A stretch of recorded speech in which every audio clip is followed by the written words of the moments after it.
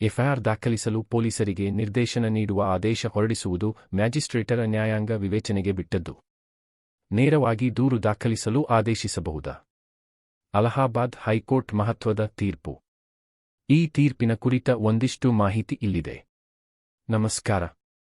ಇದು ನಿಮ್ಮ court beet news. ಎಫ್ಐಆರ್ಗೆ ನಿರ್ದೇಶನ ಸ್ವಯಂಚಾಲಿತವಲ್ಲ. ಅಪರಾಧ ಪ್ರಕ್ರಿಯಾ ಸಂಹಿತೆ ಮಾರ್ಗಸೂಚಿ ಅಡಿ ಮ್ಯಾಜಿಸ್ಟ್ರೇಟ್ ನ್ಯಾಯಾಂಗ ವಿವೇಚನೆಯನ್ನು ಚಲಾಯಿಸಬೇಕು ಎಂದು ಅಲಹಾಬಾದ್ ಹೈಕೋರ್ಟ್ ಮಹತ್ವದ ತೀರ್ಪು ನೀಡಿದೆ. ಅಲಹಾಬಾದ್ ಹೈಕೋರ್ಟ್ನ ನ್ಯಾಯಮೂರ್ತಿ ರಾಜೀವ್ ಲೋಚನ್ ಶುಕ್ಲಾ ಅವರಿದ್ದ ನ್ಯಾಯಪೀಠ ಈ ತೀರ್ಪು ನೀಡಿದೆ.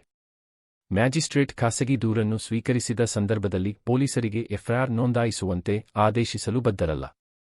ಭಾರತೀಯ ನ್ಯಾಯ ಸುರಕ್ಷಾ ಸಂಹಿತೆಯ ಸೆಕ್ಷನ್ 175 ಸಬ್ ಸೆಕ್ಷನ್ 3ಕ್ಕೆ ಭಾರತೀಯ ದಂಡ ಸಂಹಿತೆಯ ಸೆಕ್ಷನ್ 156 ಸಬ್ ಸೆಕ್ಷನ್ 3ರಂತೆಯೇ ತತ್ವಗಳು ಅನ್ವಯಿಸುತ್ತವೆ ಎಂದು ನ್ಯಾಯಪೀಠ ಹೇಳಿದೆ.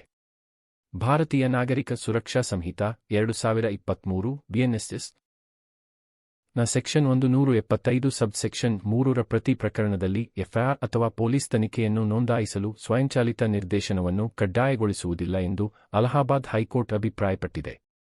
ಪೊಲೀಸ್ ವ್ಯವಸ್ಥೆಯಿಂದ ತನಿಖೆ ಅಗತ್ಯವಿಲ್ಲ ಎಂದಾದರೆ ಅಂತಹ ಅರ್ಜಿಯನ್ನು ದೂರಾಗಿ ಪರಿಗಣಿಸಲು ಮ್ಯಾಜಿಸ್ಟ್ರೇಟ್ ನ್ಯಾಯಾಂಗ ವಿವೇಚನೆಯನ್ನು ಬಳಸಿಕೊಳ್ಳುತ್ತಾರೆ ಎಂದು ಪೀಠ ಹೇಳಿದೆ.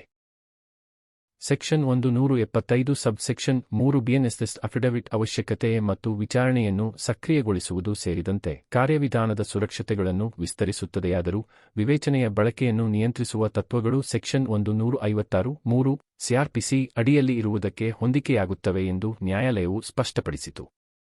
ಸುಖವಾಸಿ ವಿರುದ್ಧ ಉತ್ತರ ಪ್ರದೇಶ್ 2007 59 ಎಸಿಸಿ 739 ಮತ್ತು ಲಾಲಾ ರಾಮ್ ವಿರುದ್ಧ ಉತ್ತರ ಪ್ರದೇಶ ಮತ್ತಿತರರು 2021 1 ಎಡಿಜೆ 145 ನಂತಹ ಹಿಂದಿನ ಪೂರ್ವ ನಿದರ್ಶನಗಳನ್ನು ಹೈಕೋರ್ಟ್ ಉಲ್ಲೇಖಿಸಿತು.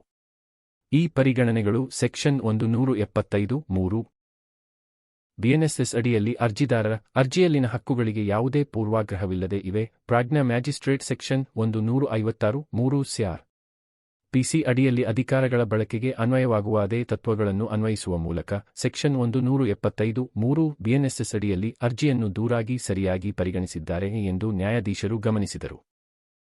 ಮುಖ್ಯ ನ್ಯಾಯಿಕ ಮ್ಯಾಜಿಸ್ಟ್ರೇಟ್ ಆದೇಶವನ್ನು ಪ್ರಶ್ನಿಸಿ ಸಲ್ಲಿಸಲಾದ ಅರ್ಜಿಯನ್ನು ನ್ಯಾಯಾಲಯ ವಜಾಗೊಳಿಸಿತು.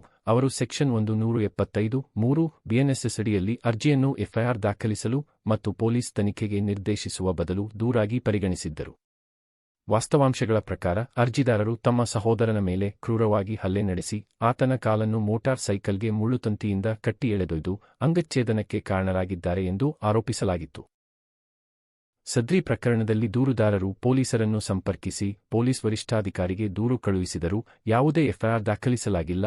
ಇದರಿಂದಾಗಿ ಸೆಕ್ಷನ್ 175(3) ಬಿಎನ್ಎಸ್ಎಸ್ ಅಡಿಯಲ್ಲಿ ಅರ್ಜಿ ಸಲ್ಲಿಸಲಾಗಿದೆ ಎಂದು ಹೇಳಲಾಗಿದೆ. ಆದಾಗ್ಯೂ ಅರ್ಜಿದಾರರಿಗೆ ಪ್ರಕರಣದ ಘಟನೆಗಳು ಮತ್ತು ಸನ್ನಿವೇಶಗಳ ಬಗ್ಗೆ ಸಂಪೂರ್ಣವಾಗಿ ತಿಳಿದಿದೆ ಎಂದು ಮ್ಯಾಜಿಸ್ಟ್ರೇಟ್ ದಾಖಲಿಸಿದ್ದಾರೆ. ಪೊಲೀಸ್ ತನಿಖೆಗೆ ಅಗತ್ಯವಿರುವ ಯಾವುದೇ ತಾಂತ್ರಿಕ ಅಥವಾ ವಿಶೇಷ ಪುರಾವೆಗಳನ್ನು ಸೂಚಿಸಲಾಗಿಲ್ಲ ಮತ್ತು ದೂರುದಾರರು ನ್ಯಾಯಾಲಯದ ಮುಂದೆ ಸಾಕ್ಷ್ಯವನ್ನು ಮಂಡಿಸಬಹುದು. ಸುಖವಾಸಿ ಪ್ರಕರಣದ ವಿಭಾಗೀಯ ಪೀಠದ ತೀರ್ಪನ್ನು ಅವಲಂಬಿಸಿ ಅರ್ಜಿಯನ್ನು ದೂರಾಗಿ ಪರಿಗಣಿಸಲಾಗಿದೆ. ಹೀಗಾಗಿ ನ್ಯಾಯಾಲಯವು ಅವಗಾಹನಿಸಬಹುದಾದ ಅಪರಾಧವನ್ನು ಬಹಿರಂಗಪಡಿಸುವ ಪ್ರತಿಯೊಂದು ಪ್ರಕರಣದಲ್ಲಿಯೂ ಎಫ್ಐಆರ್ ದಾಖಲಿಸಲು ಆದೇಶಿಸಲು ಮ್ಯಾಜಿಸ್ಟ್ರೇಟ್ ಬದ್ಧರಲ್ಲ ಎಂದು ಪುನರುಚ್ಚರಿಸಿತು. ದೂರುದಾರರು ಆರೋಪಿಯ ಸಂಪೂರ್ಣ ವಿವರಗಳು ಮತ್ತು ಸಾಕ್ಷ್ಯಗಳನ್ನು ಹೊಂದಿದ್ದರೆ ಮತ್ತು ಯಾವುದೇ ಚೇತರಿಕೆ ಅಥವಾ ವಿಶೇಷ ತನಿಖೆ ಅಗತ್ಯವಿಲ್ಲದಿದ್ದರೆ ಅರ್ಜಿಯನ್ನು ಸೂಕ್ತವಾಗಿ ದೂರಾಗಿ ಪರಿಗಣಿಸಬಹುದು. ಮ್ಯಾಜಿಸ್ಟ್ರೇಟ್ ನ್ಯಾಯಾಂಗ ಮನಸ್ಸನ್ನು ಅಂದರೆ ಜುಡಿಷಿಯಲ್ ಮೈಂಡನ್ನು ಅನ್ವಯಿಸಿದ್ದಾರೆ ಮತ್ತು ಪೊಲೀಸ್ ತನಿಖೆಗೆ ಆದೇಶಿಸಲು ನಿರಾಕರಿಸಿದ್ದಕ್ಕೆ ಕಾರಣಗಳನ್ನು ದಾಖಲಿಸಿದ್ದಾರೆ ಎಂದು ಕಂಡುಕೊಂಡ ಹೈಕೋರ್ಟ್ ಯಾವುದೇ ವಿಕೃತ ಅಥವಾ ನ್ಯಾಯವ್ಯಾಪ್ತಿಯ ದೋಷ ಕಂಡುಬಂದಿಲ್ಲ ಎಂದು ಅಭಿಪ್ರಾಯಪಟ್ಟು ಸೆಕ್ಷನ್ 528 ಬಿಎನ್ಎಸ್ಎಸ್ ಅಡಿಯಲ್ಲಿ ಅರ್ಜಿಯನ್ನು ವಜಾಗೊಳಿಸಿತು.